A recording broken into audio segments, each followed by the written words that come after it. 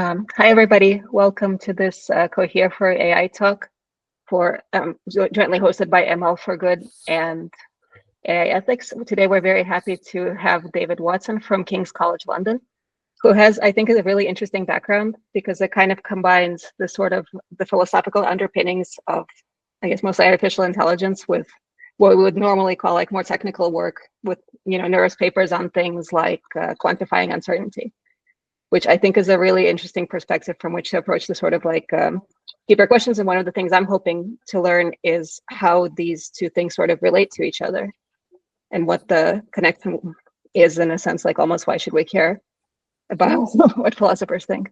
So I'm very excited to hear this talk, and I'll hand it over to David. Great. Yeah, so thanks for the introduction, Jen. And it's true that I'm very interested in kind of interdisciplinary work. So I work in a department of computer science, but my academic background, my path to that was kind of from philosophy. And I think there's interesting kind of epistemological and ethical questions that kind of coexist when we're tackling some of the emergent issues in machine learning today, specifically questions about like fairness and explainability, which I'll talk about a little bit in this talk. So I'll just sort of dive right in. By all means, please just like jump in if people have questions or comments. I can't actually really see the screen anymore because I just see the PowerPoint, but feel free to just jump in at any point. So a quick overview of kind of some of the stuff I want to talk about today. I'm going to open just with high-level kind of claims and a couple caveats about the argument I'm about to make. The main sort of two camps I want to sketch out are what I'm going to call sociotechnical dogmatists and skeptics. And I'll explain sort of what I mean by those terms in a moment. And then those are kind of like opposites in a sense, and I kind of want to take a synthesis of the two that I'm going to call sociotechnical pragmatism, and I'll try and motivate that and explain what I mean by that after. That'll all sort of be a little abstract. We'll look at some concrete examples, like I said, in fairness and explainability in AI, which will hopefully kind of make this concrete for the particular use cases that I'm sure you guys are interested in. And hopefully, if I have time, I'll try and move fairly brisk. We'll have some time to look at objections and limitations, which I think are important to consider here. So yeah, just right off the top with some claims and caveats. The sociotechnical dogmatist or dogmatism is going to be broadly kind of characterized by a optimistic or solutionist kind of approach to problems that says basically yes please to the question of more technology. So there's a lot of associated sort of terms that go with this. I've mentioned solutionist, optimist, techno-futurist. These all would sort of like fall under the heading of what I'm calling sociotechnical dogmatism here. And the main advantages that tend to be cited on behalf of this kind of dogmatism is that bringing in more technology to various kind of questions in social politics or science or whatever it may be tends to boost efficiencies. That's one point you often get raised a lot.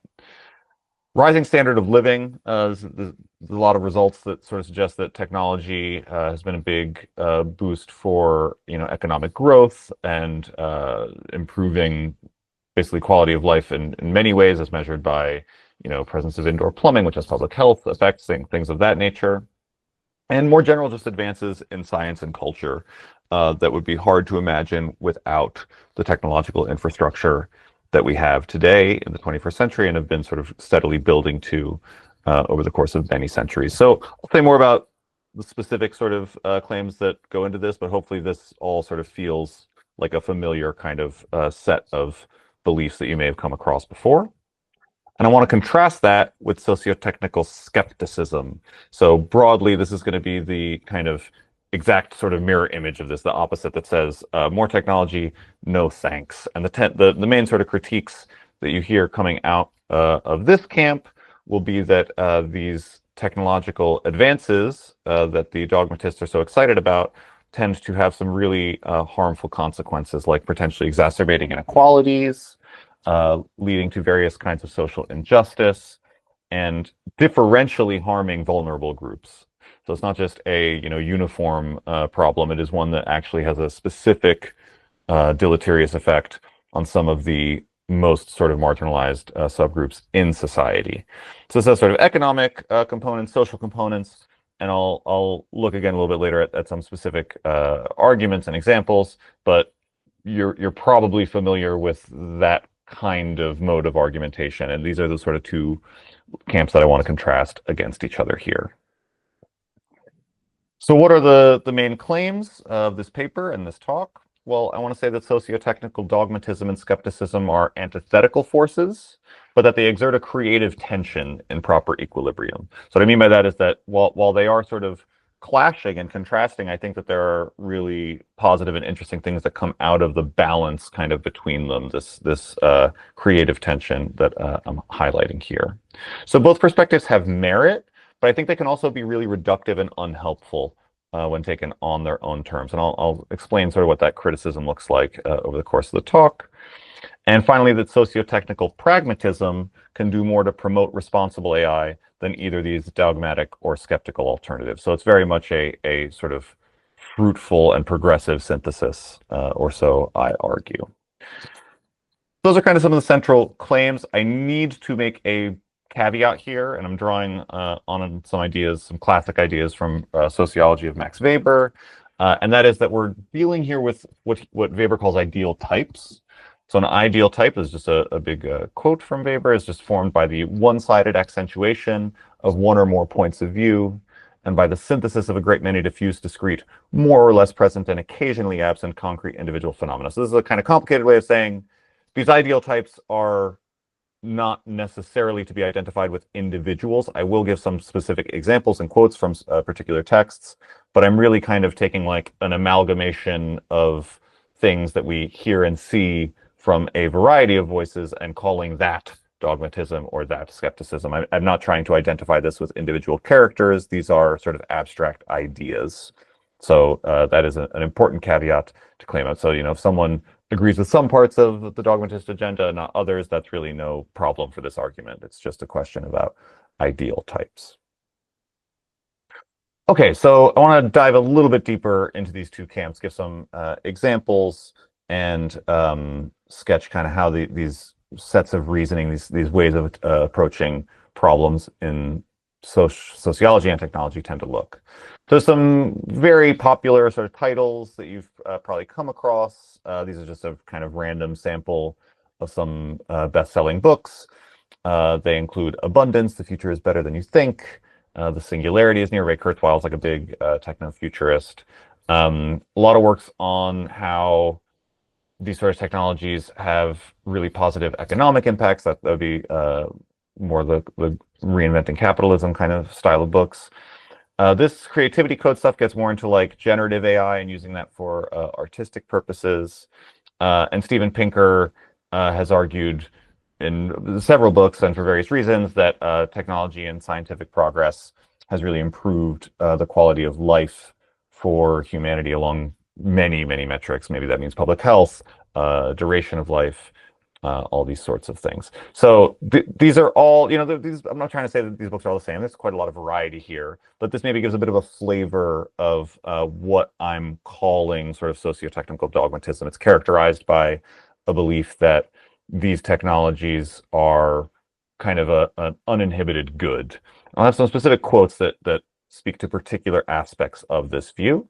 So this is from a famous, or depending on your perspective, maybe infamous, cover story for Wired. That was from its then editor-in-chief, Chris Anderson.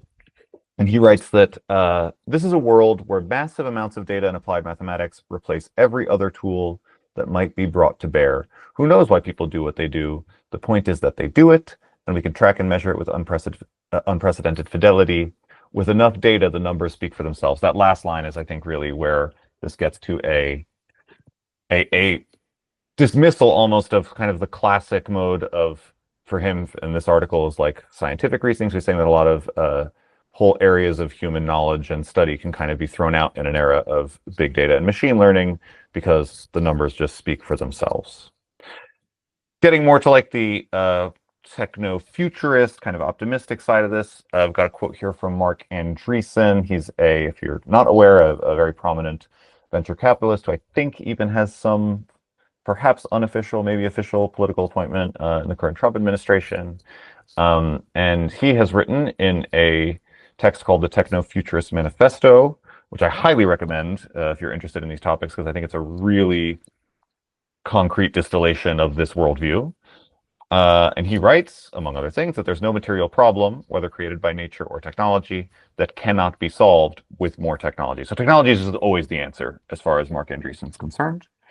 And I think that really characterizes what I mean by dogmatism, sociotechnical dogmatism in this case. To make this more maybe theoretically well-founded, there are 4 premises laid out in this excellent article by Donaher in 2022 that underpin this brand of sociotechnical dogmatism. I think they're like of increasing strength. So we've got a fact premise first, which says it's possible to assemble the relevant facts. That might seem uncontroversial, but I think there are those who would deny it. The value premise, that there are value criteria according to which facts can be evaluated. An evaluation premise, which is different from the value premise, this says that an evaluation of the facts will be positive on balance. So everything is kind of thumbs up, like we had in that early slide. And finally, the technological premise, which is that technology plays a key role in ensuring that we have this positive evaluation of the facts holding up in light of our values. Together, these kind of summarize the socio-technical dogmatist worldview. And I want to lay them out here because I think they give us different, this shows a bit of the variety of ways you could attack dogmatism, is to kind of poke at different pillars of this kind of edifice, right? Different premises are can be contested on different grounds. They kind of have some independence in that sense.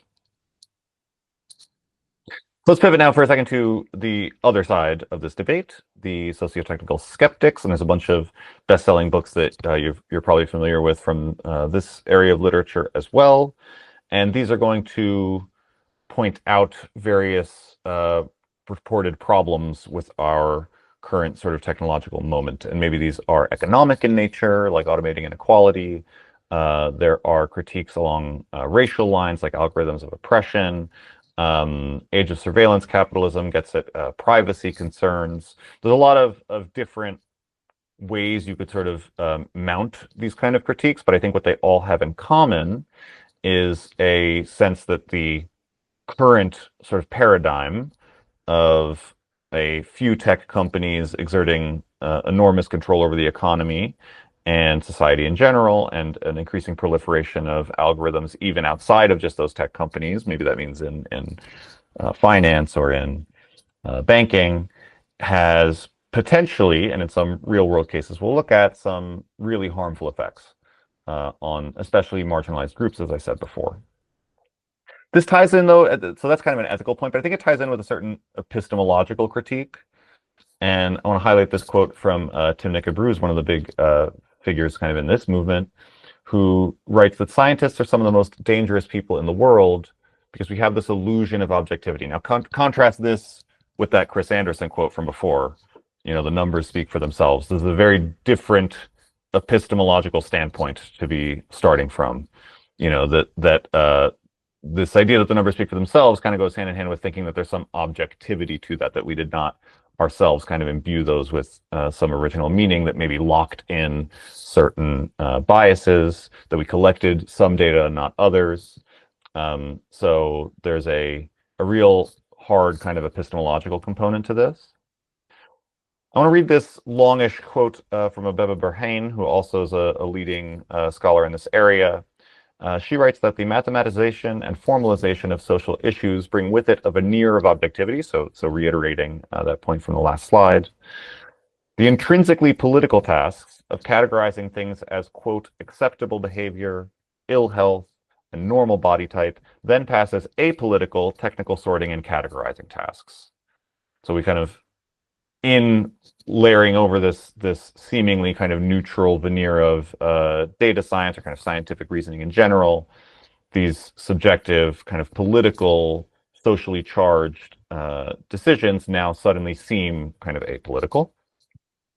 And finally, she writes that unjust and harmful outcomes are regarded as side effects that can be treated with technical solutions rather than problems that have deep roots in historical inequalities and asymmetrical power hierarchy. So this, I think, articulates now getting into some like the social and ethical aspects of what this kind of sociotechnical skeptical critique looks like. I want to revisit now these four premises that I mentioned previously in connection with sociotechnical dogmatism, because I think we now can get a sense for some different flavors of skepticism, just as we have different sort of varieties of dogmatism, depending on which of the premises they kind of push on and critique the most. So moderate skepticism, there's a sort of a lighter pushback you can imagine, which tends to target the evaluation and technological premises, so the final two. So maybe we want to say that, you know, it's not necessarily the case that technology is an unmitigated good. It is not necessarily the case that when we evaluate the facts, we'll feel that they are positive on balance. You know, there's some kind of almost determinism underlying those positions. And maybe we want to say, you know, that's something we need to evaluate case by case. But there's a more radical critique that I think is present in some of the literature here, and that's getting maybe more at the fact and value premises, saying that there may not be objective value criteria according to which facts can be evaluated, and it may not even be possible to assemble the relevant facts. Maybe there's that undertaking itself is kind of doomed or fundamentally misguided in some way. So I think these are this is like the strong form, if you like, of the sociotechnical skeptical critique. I think we need to consider the full kind of breadth of it to really get a sense for the full range of positions we're interested in and considering here. I want to turn now toward sociotechnical pragmatism, the proposed kind of solution or synthesis, if you like, of these different positions. Now, the sociotechnical pragmatist, rather than sort of shooting down the idea of more technology or enthusiastically jumping on the bandwagon, is going to say, maybe, you know, it's possible that there's some advantages here, but we can't be sure. So we need to acknowledge potential benefits and harms. You know, it's not something that we can say a priori. No principle is going to hold absolutely. This is actually quite central to kind of classical pragmatism. The idea that everything is case by case, everything depends on context. We cannot rule out anything on sort of absolute terms. That is just completely antithetical to the pragmatic worldview.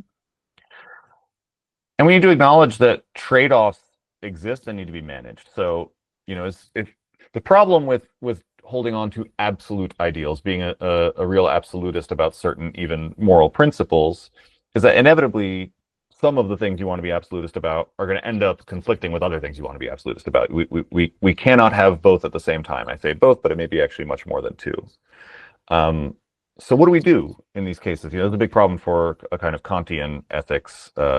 He's a major sort of deontologist, and you know, we often are going to say things like, you know, you shouldn't tell a lie. Well, maybe we want to hold that absolutely, but there are cases where telling the lie might save a life potentially.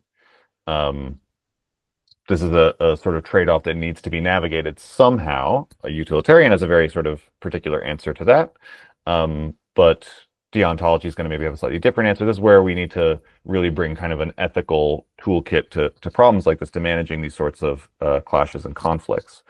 And the pragmatist is going to say that these trade-offs need to be first acknowledged. You know, we can't ignore them. And second of all, managed in some kind of principled way. We'll talk a little bit about what that might look like in a moment. As a historical quick sort of side note, pragmatism is associated with some thinkers working in sort of the second half of the 19th century, primarily in the US. So it's often called like American pragmatism is what it's sometimes called. And some of the founding sort of figures in this movement would be John Dewey on the left. He's a major education reformer, led a lot of the sort of progressive movement, civil service reforms in education. On the far right, you got William James, who is one of the founders of modern psychology, very famous for writing Varieties of Religious Experience. In the center, you have this guy, Charles Sanders Peirce, who's arguably like the weirdest of all of them. He's a crazy polymath who made really fundamental contributions, not just to pragmatist philosophy, but also to chemistry, physics, proto-computer science, kind of. He's actually like doing something a lot like Boolean logic. And yeah, just a total genius of his age, who's often overlooked, I think, in a lot of contemporary philosophy discourse. Okay, so what's the pragmatic critique look like? At a really high level, I think there's two problems that we can sort of point to. One that the pragmatist is going to have take issue with in the dogmatist platform, and one in the skeptical platform. The pragmatic critique of dogmatism is that it makes progress undesirable. The sort of progress that the dogmatist has in mind is really indifferent to human suffering in a lot of cases. I guess they would say that it's not indifferent to it because they believe that it's like not possible that humans would suffer if we were really thoroughgoing in our application of more and more technology. And this is the andrecent position, right? So any problem, we just throw more technology at it and that'll solve it. I think there's very good reasons to want to tap the brakes sometimes. And this brand of kind of accelerationist progress for its own sake is not something that we should really aspire to, I would argue. The pragmatic critique of skepticism, as I've laid it out before, is that it can make progress impossible. So I think when we don't let ourselves believe things like the fact premise or the value premise, then it becomes very hard to see what we could even point ourselves toward as a future ideal worth targeting. This is a major kind of issue that we can point out on the other side of the debate, that we want progress to be a meaningful ideal that we can actually reach. So what are some pragmatic tenets, some things we can kind of hang our hat on in pragmatism? I think we can point to a few that are relevant, particular with respect to the AI debate. One is that technology should be judged by their performance in real-world context. Remember I said before that we can't just have these abstract debates. We need to actually really look at what happens in practice. This means putting a high premium on empirical assessments, and this means not ruling anything out a priori. We need to consider what it would actually look like and sort of measure that in some meaningful way. The pragmatist places a really high premium on human agency. I think there's something kind of determinist about both the dogmatic and skeptical worldview. The dogmatist is kind of a utopian determinist, and the skeptic is kind of a dystopian determinist. And I think what we need to be a little more mindful of is how human choices, whether at the kind of individual level or more meaningfully perhaps at the policy level, can drive socioeconomic forces rather than just the other way around. And this is something that the pragmatist takes seriously. There's a real primacy of human agency in pragmatist thought in general, but I think very specifically when we talk about the applications in technology policy, that's really at the forefront. I mentioned before this point about trade-offs and how trade-offs must be made transparent, but they also need to be made revisable. And this is a really key part of what pragmatism in practice kind of looks like. So it's not just enough to point out that we cannot have two things fully at once, that we need to have some sort of trade-off between them. We then need to commit to some particular balancing of those two. And whatever particular balancing we commit to, we then need to be able to revise if we decide we got it wrong. And this is a sort of dynamic process. This is not just a one-off that you do at the beginning. This is something that needs to be done iteratively. There needs to be a process of refinement. And ideally, you want that decision-making to be inclusive, to bring in stakeholders. This is the sort of hard and messy work of actually implementing a kind of pragmatic approach to policy design and reform. Something that's kind of unique about pragmatism, at least with respect to the other approaches I've mentioned before, is that it has this kind of commitment to methodological pluralism. There's kind of a polyphony to a pragmatist worldview that is, I think, missing from a thoroughgoing dogmatist or skeptical streak, because those worldviews are kind of characterized by a kind of puritanism, a kind of absolutism, whereas the pragmatist wants to be really open to different ways of framing, ways of constructing, ways of evaluating. And this kind of methodological pluralism, I think, is a real strength of pragmatism. It can borrow from various traditions rather than locking itself into a potentially kind of one-dimensional way of thinking about the world. And a final tenet I'll flag that I think is really, really relevant when we're talking about introducing and evaluating particular technologies is to say, what's the alternative? So this is something that I find quite frustrating sometimes in a lot of these skeptical sort of discourse where the challenge is to say, well, this potential technical solution isn't good enough because it still leaves us, short of this ideal, without really acknowledging that the alternative to that solution is a set of human decision makers who are, in many cases, going to be much worse by any plausible measure than what this proposed fix would be. So it's sort of an irony, I think, that in a lot of cases, the problem with turning to technical solutions is that the historical data is full of all these, biases that human decision makers have baked in. And then we're saying, well, because that's biased, let's just leave it with the human decision makers rather than pursue some potential technical solution here. So I think we need to be really rigorous and conscientious about saying, well, as opposed to what? Every time there's a proposed kind of technology, what's the alternative? I want to move now to a few sort of case studies. I'm going to look at these really quickly. I don't have a ton to say about them here in the slides, but to just give you a flavor for what this might look like in a actual application, because this has all sort of been fairly abstract so far, but there are some very kind of real applied problems in AI ethics where I think we can bring some of these tools and perspectives in. And two that I want to focus on in particular are going to be fairness and explainability.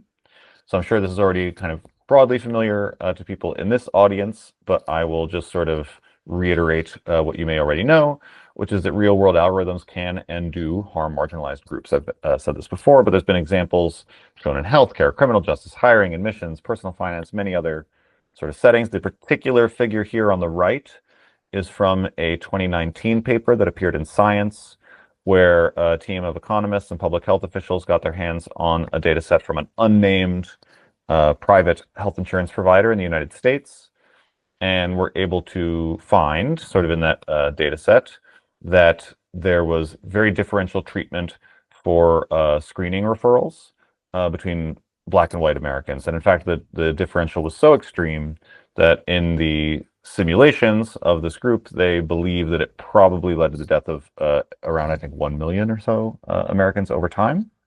So this is a very concrete example when we're talking literally about life and death. But there are other examples that maybe have more to do with credit approvals. As I said, questions in admissions, criminal justice, recidivism has been one very prominent example.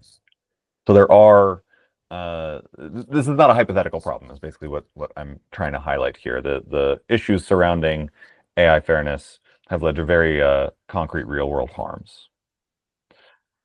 So the default kind of solution, if you were a tech company to this, might be to build some tool to fix it, right? And indeed, a lot of tech giants have done just that, or at least tried to. So every major cloud platform provider, Microsoft, Google, Amazon, what have you, have some kind of like AI fairness toolkit. And details vary, but basically these are going to be some method for auditing or debiasing models or data sets. There's been a lot of formal work in computer science in this area as well, trying to establish some fairness criteria, then some critical work showing that those fairness criteria are usually actually incompatible. So you have to sort of choose different measures of fairness if you're going to do that to add as like a model constraint. bit of a duality here between doing that for your model or doing that for the data set itself. So there's also efforts to debias data sets, doing some kind of either generative approach or injecting noise, potentially the way that we've done for a lot of privacy stuff. There's various approaches you can take toward doing that. Now, skeptics are going to be skeptical, right, about these proposed solutions. And I think some of the most interesting and provocative critiques of these approaches to having, a technical solution to issues in fairness is to say that algorithms in general are actually like uniquely ill-suited to tackling questions of social injustice. And there's a handful of papers. I haven't included the references here, but if you look at our paper, which I can link to later, we've got a lot of quotes and examples of authors saying stuff like this. That basically the logic of computation itself is founded on the same rationalist mode of labeling and sorting that led to these injustices in the first place. There's some kind of like internal coherence, if you like, between the computational approach and the very injustice itself. This problem formulation, and that when I say the problem formulation, I mean the sort of formal fairness criteria that you usually see. Usually it's about preserving equality of means or conditional means of certain variables across subgroups or something. That problem formulation itself fails to question or even acknowledge how the categories that algorithmic fairness seeks to protect, categories usually being things like race or religion, class, whatever, are themselves contested, socially constructed, and potentially reductive. So basically kind of saying this whole undertaking is like fundamentally misguided, cannot do what it purports to do, and will likely increase harms, not reduce them. That I think is what the strongest form anyway, the radical critique, like I said before, coming from skeptics might sound like when we're talking about issues in AI fairness. So there's a lot to work with here for the pragmatists, and I think it's going to have to be case by case, right, for the pragmatists, because that's kind of central to the whole pragmatic platform, is that we don't have such thing as like absolutist replies. But one way of thinking that I want to kind of introduce here that is very central to a lot of pragmatist thinking is, I mentioned before, this thing about managing trade-offs, right? And taking that seriously, making that explicit. A practical way to do that, and something that might be familiar to you if you've done this sort of work in economics or in computer science, where you see this a lot, is through this idea of a Pareto curve. So this is an example of a Pareto curve. We could do this for lots of different sort of competing desiderata, but in this case, this little schematic has two axes that we want to sort of score models on. One axis, the x-axis, is quantifying error, and the y-axis is quantifying some notion of unfairness. And the idea is, if I could get myself to the origin, if there existed a model that had no error and was totally fair, well, then we wouldn't have a problem, right? We wouldn't even be talking about it. That would obviously be the optimal solution. We would just, walk away and use that model forever. Unfortunately, life is not like that.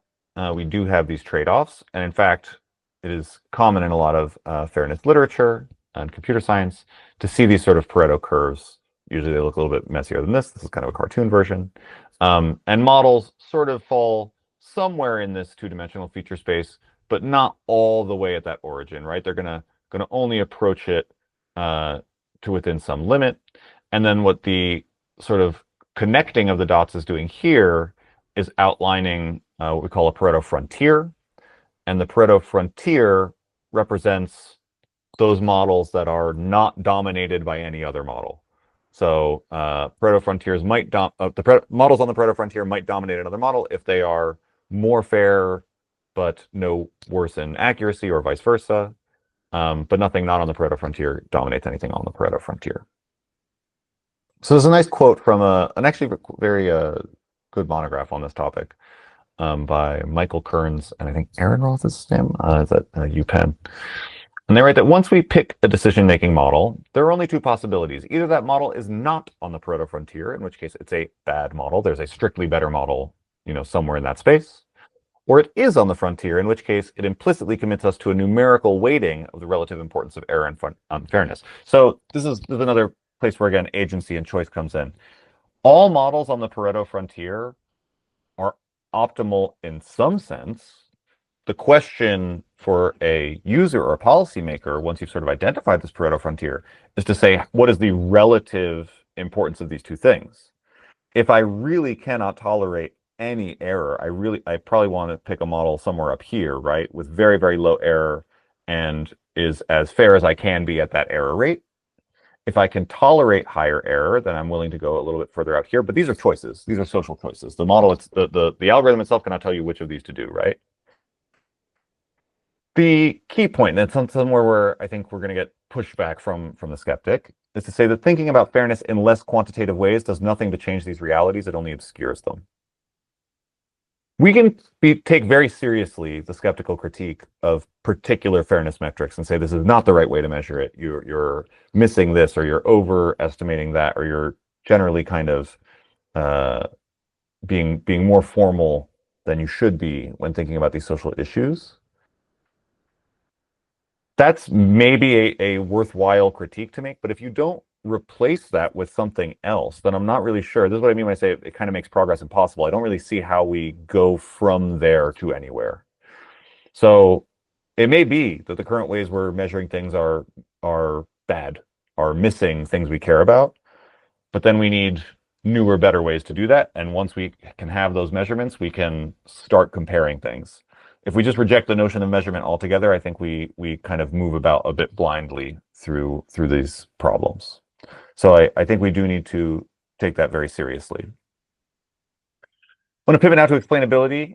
So the black box problem, as it's often sort of posed in machine learning, is that people just will struggle to understand the reasoning behind the predictions of complex machine learning models, maybe like deep neural nets or the ensemble models that are very widely used in a lot of cases. It can be very hard to understand why the model makes the predictions that it does. So what have computer scientists done? They've basically created this whole field of explainable AI, or XAI, which is a collection of methods and tools designed to help users sort of understand what that reasoning looks like. So this is a figure from the SHAP package, very popular Python package. It's a feature attribution method. So for like an image example like this, it might give us kind of a heat map indicating the pixels that most contributed to a particular label classification.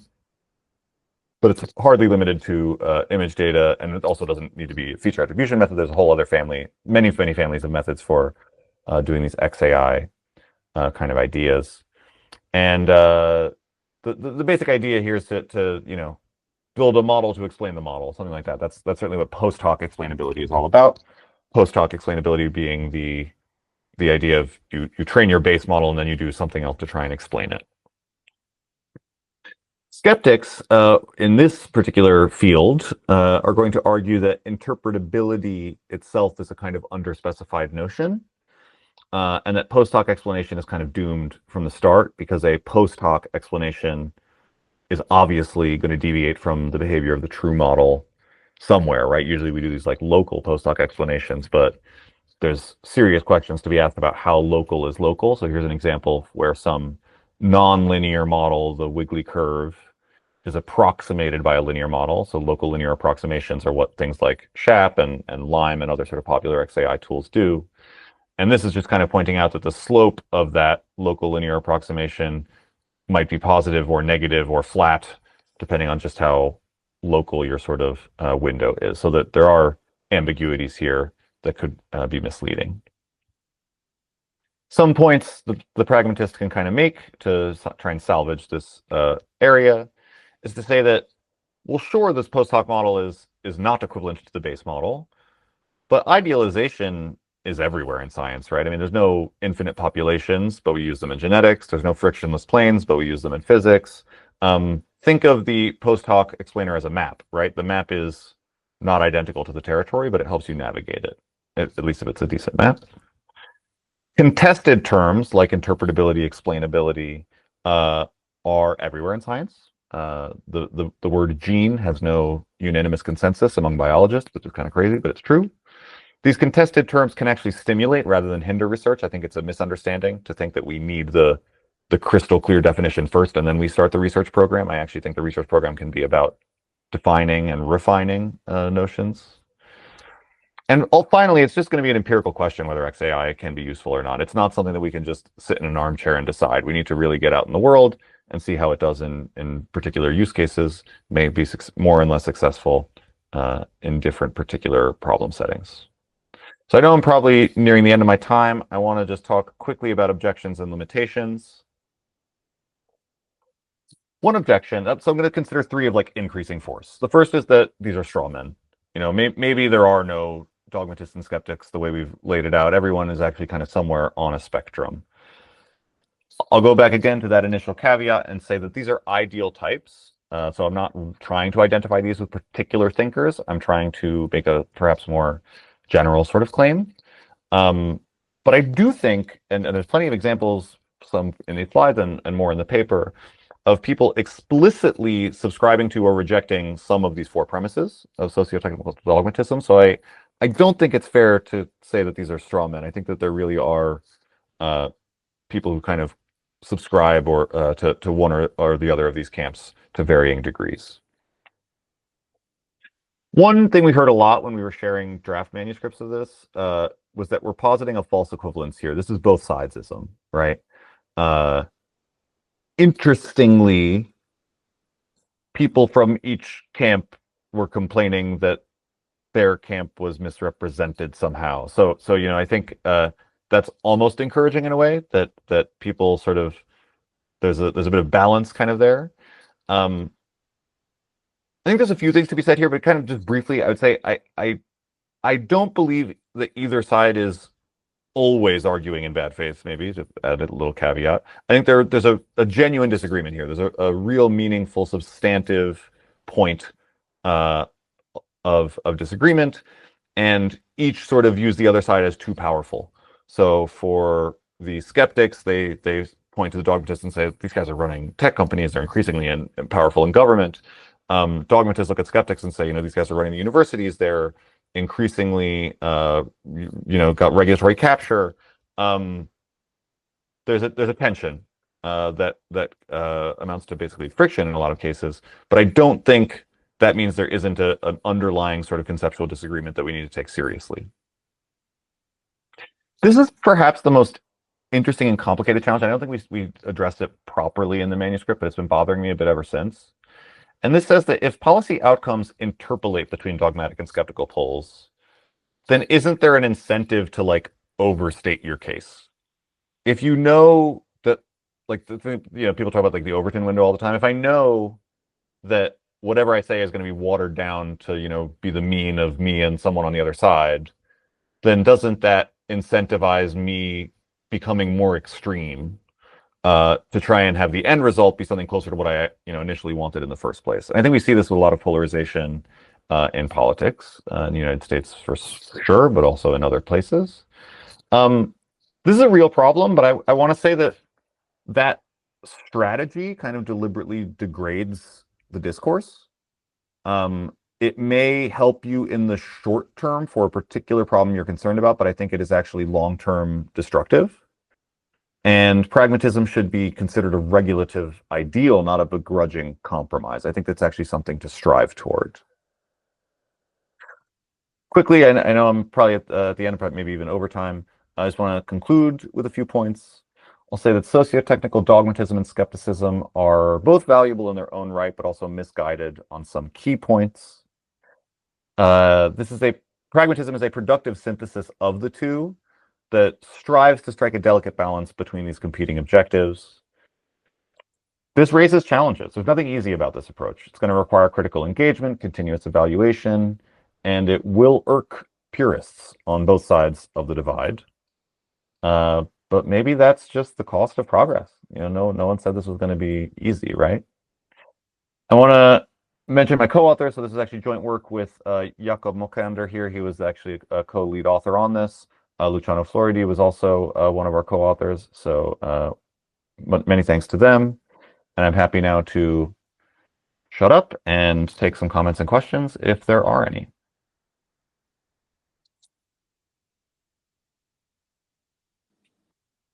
Yeah, thank you so much for the great talk. I do have a few questions. I just want to start off with just saying, like, your explanation between the two camps was really good, and I really agree with a lot of the points about pragmatism. But I think when we look at policymakers today, we get a much different impressions about how they're looking at these problems, especially because maybe they're from non-technical backgrounds. So which of these worldviews um, between the two you discussed do you think is most strongly informing AI policy today? And how do you think pragmatism will change how policy is made, or has already been changing policy if it's been being used right now?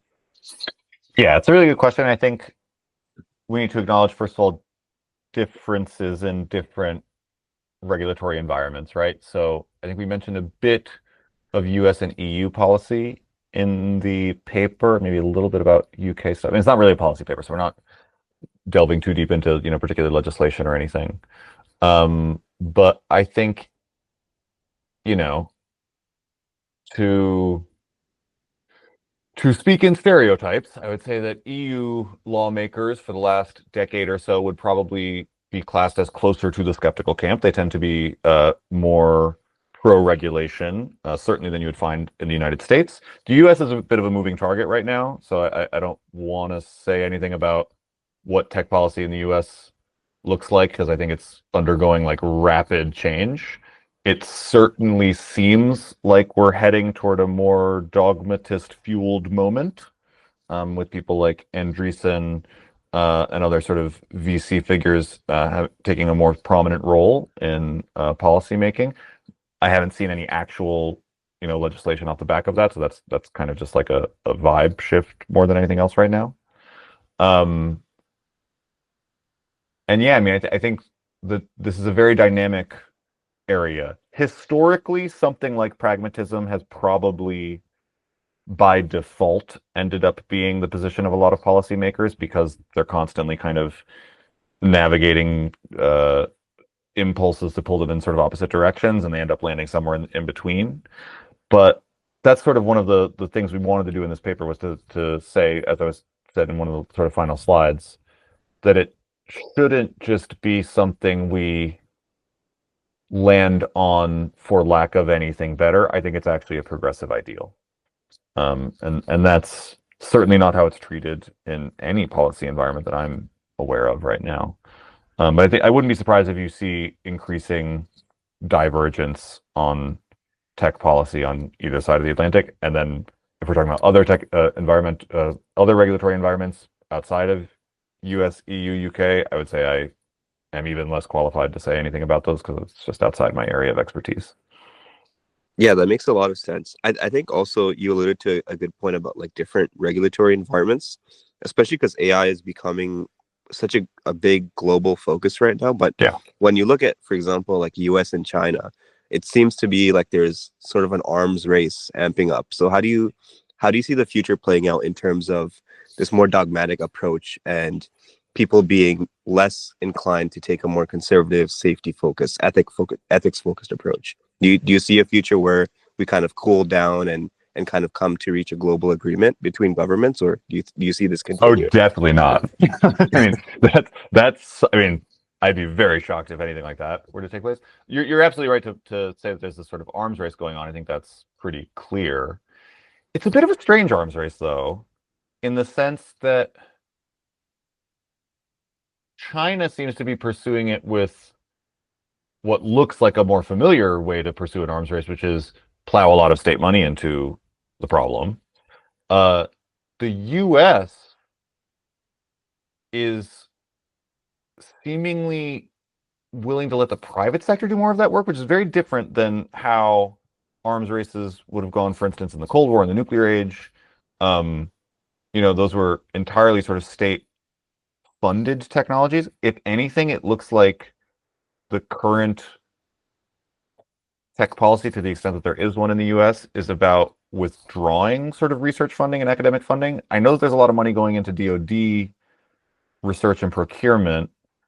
I guess a lot of that money will end up going to startups, though. That seems to be part of the game plan, as far as I can tell, is to say we'll foster a more competitive marketplace for various kind of AI initiatives that have clear, national security implications by going beyond, the very small network of major defense contractors who are not necessarily experts in AI at all, and going instead toward a growing crop of more scrappy startups who may have more sort of fresh ideas in this space. But that's a very different way of doing an arms race than we've ever done before, and I'm curious to see how it plays out. I certainly don't foresee an era of like pooling or what was that open letter that was signed maybe like a couple of years ago saying like let's just 6-month stop pause. all. Yeah, that's not happening. That's pretty clear. No, I think if anything we're only accelerating, right? And certainly what it looks like. Would you maybe call it an arms race between China and like private enterprise, like say Google or Meta or what have you? Yeah, I guess. I mean, it feels a little imperfect, right? Because to some extent, those companies like do business in China, right?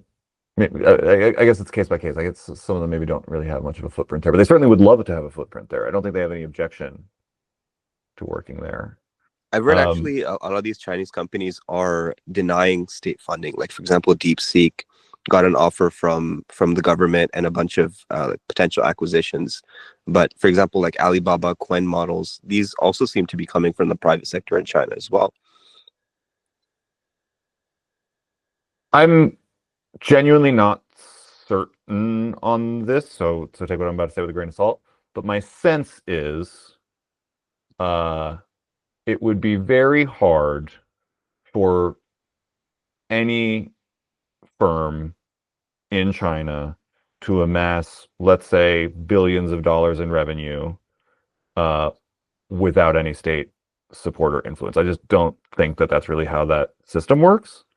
So I don't know the details of this particular package that was denied of funding for DeepSeek, but my sense is that the Chinese authorities are very, very much eager to be at the forefront of AI. I mean, DeepSeek went from being no name to being like at meetings with Xi Jinping, the CEO of DeepSeek being at those meetings like the next week, right? So very quickly they were sort of catapulted to the forefront of the nation's, AI agenda, AI initiative.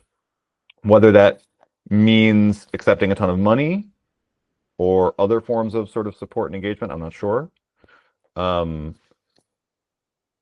US version of, I mean, to your question, Jen, I mean, the US version of it is this weird like mix of state and private, where I think DoD contracts are just funding a lot of private investment. But I don't want to focus so much on DoD stuff because like OpenAI is not DoD, right? I mean, plenty of this is just coming from old-fashioned VC and sort of just tech company innovation. But I would also not be surprised to know that there's a very serious back channel between DoD and OpenAI, or maybe not even back. Maybe that's actually very transparent. I'm not sure.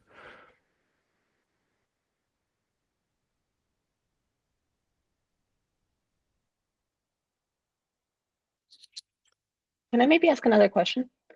Sure, please. What do you think, what would you say to an argument that maybe part of the reason that people are taking these very extreme camps, either in direction of like technophilia or technophobia,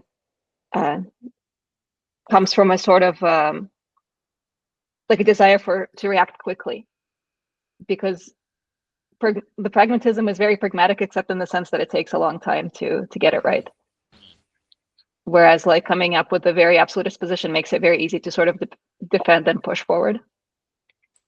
Yeah, I think what I would say on that point is that we don't just see it in these fast-moving areas, but I think we actually also see the similar debates unfolding in more slow-moving policy areas. So I don't think that fully explains it. The point is well taken that when, time is short, fast action is maybe inconsistent with the sort of careful managing of trade-offs and evaluation and reevaluation and stuff that the version of pragmatism I was defending before maybe requires. But it seems to me that you could imagine what a balance of these things looks like if you really took this like dialectical kind of approach seriously, where you say, well, it opens with a dogmatic move. That's the first fast thing. Then we like recorrect with a skeptical kind of backlash. And then we sort of see how these two things have helped and hurt in different ways and land on something more pragmatic. And I think that's actually pretty close to what actually happens in many real world use cases. Yeah, I think that's right. There's a lot of sort of action, reaction, compromise sort of cycles. Absolutely. I think it's kind of unavoidable. So I may have to wrap up just because I've actually got I just had a student knock on my door a second ago. But yeah, thank you so much for hosting this. Yeah, it was a lot of fun. Thank you so much for the talk. Really appreciate it. And we'll post it up on YouTube in the next few days and we'll let you know. All right. Very cool. Cheers. Thank you. Bye.